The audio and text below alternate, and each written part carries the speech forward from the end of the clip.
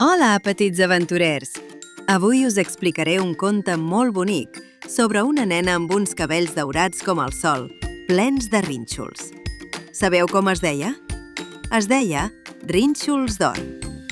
Un dia, passejant pel bosc, la Rínxols d'Or va veure una caseta molt maca i va sentir una curiositat enorme. «Què hi haurà allà dins?», es va preguntar. La Rínxols d'Or, amb la seva curiositat, va trucar a la porta. Toc, toc! Però ningú va respondre. La porta estava una mica oberta i ella, sense pensar-s'ho dues vegades, va decidir entrar. Quina sorpresa! La casa era buida, però hi havia una taula amb 3 bols de farinetes. Un de gran, un de mitjà i un de petit. Quina gana feien! La Rínxols d'Or en va tastar del bol gran. Uf! Cremava molt. Després, del bol mitjà. Brrr! Estava massa fred. I, finalment, del bol petit. Aquest estava perfecte. Se'l va menjar tot sencer, fins a l'última cullerada. No us passa a vegades que una cosa us agrada tant que no podeu parar? Després de menjar, la Rínxols d'Or va veure 3 cadires al costat de la taula. Una de gran, una de mitjana i una de petita.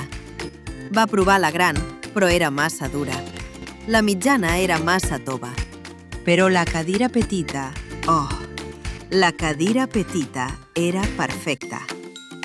Però de sobte, crac! La cadira petita es va trencar. Quina pena! La Rínxols d'Or estava cansada. Va pujar les escales i va trobar 3 llits. Un de gran, un de mitjà i un de petit. El gran era massa alt. El mitjà era massa baix, però el llit petit era tan còmode, tan acollidor. Va ser-hi i, sense adonar-se'n, es va quedar profundament adormida. Ronc, ronc, ronc.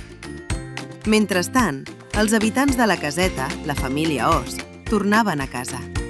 Hi havia el pare Os, la mare Ossa i el bebè Os. Estaven a punt de menjar les seves farinetes, però quan van entrar, van veure que alguna cosa no anava bé. «Qui ha estat a casa nostra?», es van preguntar amb veus fortes i curioses. El pare Os va dir amb la seva veu greu: «Algú ha tastat les meves farinetes». La mare Ossa va dir amb la seva veu suau: «Algú ha tastat les meves farinetes». I el bebè Os va cridar amb la seva veu aguda: «Algú s'ha menjat totes les meves farinetes!»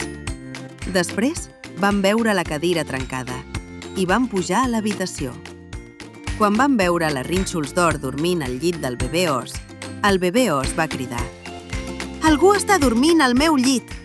La Rínxols d'Or es va despertar de sobte, va veure els 3 ossos i, amb un ensurt enorme, va sortir corrents de la casa i del bosc sense mirar enrere. Va aprendre que és important respectar l'espai dels altres, oi que sí?